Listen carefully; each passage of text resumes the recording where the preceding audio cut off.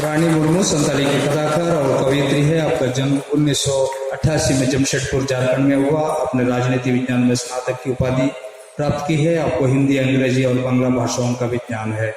आप 2015 से लेखन कर रही है। संप्रति आप RVS इंजीनियरिंग और प्रौद्योगिकी कॉलेज जमशेदपुर में कार्यरत है।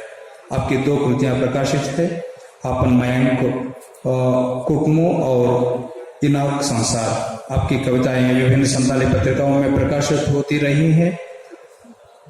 ओपन मयंक कुकमू 7 संताली कहानियों का संग्रह है, जिसमें संताली आदिवासियों की दैनिक जीवन शैली दर्शाई गई है।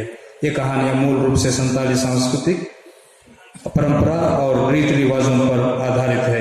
कहानियों की भाषा शैली स्पष्ट है और कथानक सभी पाठक वर्गों के लिए व्यापक आकर्षण रखता है, जिसके कारण इसे संताली साहित्य में महत्वपूर्ण योगदान माना गया है। साहित्य अकादमी रानी मुर्मू को संताली में होपुन मयंक कुकमू कहानी संग्रह के लिए यो पुरस्कार प्रदान करते हुए प्रसन्नता का अनुभव कर रही है।